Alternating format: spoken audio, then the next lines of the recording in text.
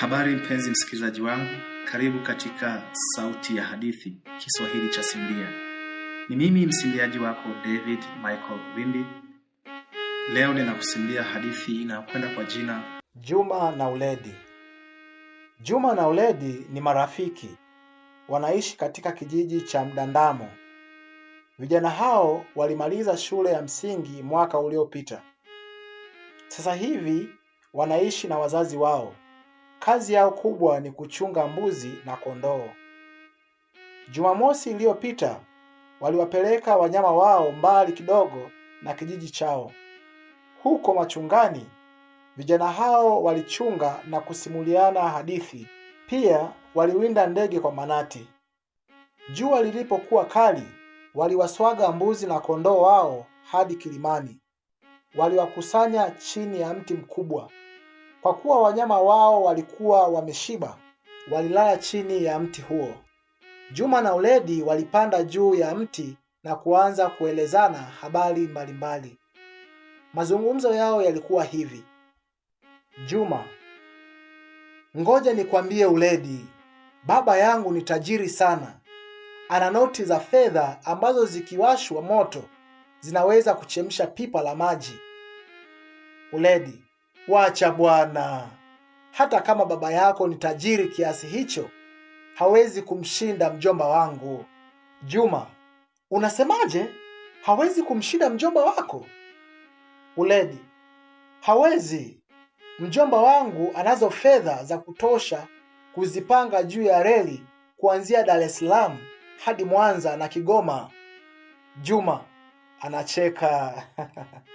Uongo huo Uledi. Hakuna mtu mwenye fedha nyingi kiasi hicho. Uledi: ni kweli Juma. Kwa nini nikudanganye? Au ulifikiri kuwa baba yako ndiye tajiri kuliko watu wote? Juma: basi haya, ngoja nikueleze kitu kingine. Anawaza. Uledi: unafikiria uongo mwingine wa kunieleza? Juma: sio uongo. Nimekumbuka sasa. Baba yangu ana ngoma kubwa yenye miguu.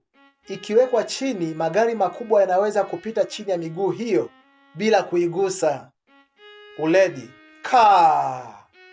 Juma: juu ya hiyo ngoma watu wanaweza kucheza mpira wa miguu na wengine wakakaa pembeni kushangilia. Uledi: sioni ajabu Juma. Juma: huoni ajabu? Umewahi kusikia au kuona kitu kikubwa namna hiyo? Uledi anacheka sana. Juma anashangaa. Vipi wewe? Mbona unacheka hivyo? Au huamini? Uledi: nani, mimi? Wala sishangai Juma. Nimewahi kuona na kusikia vitu vingi sana vya ajabu katika maisha yangu. Juma: mwongo Uledi. Umewahi kuona au kusikia nini? Uledi: unamfahamu babu yangu wa Iringa? Juma: namkumbuka sana. Si yule mzee aliyekuwa anaishi pale kwenu zamani? Yule babu aliyekuwa akitusimulia habari za Mkwawa? Uledi: kumbe unamkumbuka vizuri. Basi yule babu yangu ana mbuzi mkubwa kweli kweli.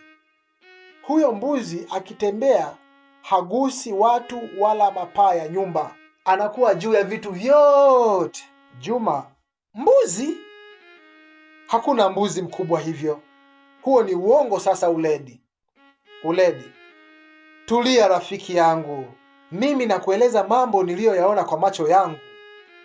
Yule mbuzi akisimama kwenye uwanja wa mpira, kichwa chake kinagusa goli moja na mkia wake unagusa goli la pili. Juma anacheka sana. Karibu anguke mtini. Anashikilia tawi la mti na kukaa vizuri. Huo ni uongo kabisa Uledi. Uledi: ni kweli tupu. Juma: hakuna mnyama mkubwa kiasi hicho bwana. Siwezi kuyakubali maneno yako.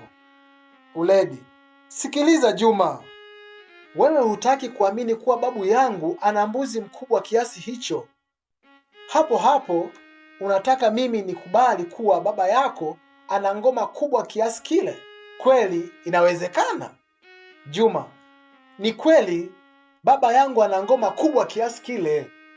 Uledi: basi sawa, mimi nakubali. Lakini kama hakuna mnyama mkubwa kama yule mbuzi wa babu yangu, ngozi ya kuambia hiyo ngoma ilitoka wapi? Juma hakujibu neno. Wote walitazamana wakacheka tu. Uledi. Juma. Uledi: bwana, jua linatua sasa, tutachelewa, tena nina njaa sana. Juma: lo, hata mimi. Nikifika nyumbani nitamwambia dada anipikie ugali mkubwa kama mlima Kilimanjaro. Nitaumaliza wote. Wote waliteremka kwenye mti na kuirudisha mifugo nyumbani. Huu ndio mwisho wa hadithi yetu ya Juma na Uledi. Ni hadithi ya zamani sana. Naomba uonyeshe upendo kwa kusubscribe, kucomment, kulike na kushare, na kuweza kuniambia kuwa umekumbuka nini, umekumbuka wapi, umemkumbuka mwalimu gani aliyekuwa akikufundisha Kiswahili miaka hiyo, au nani aliyekusimulia hadithi hii kabla. Ni nani au rafiki gani ulipenda sana kusoma naye hadithi hii? Ni wako David Michael Wimbi, na kupenda sana. Naomba uendelee kufuatilia hadithi zingine. Mungu akubariki. Kwa heri.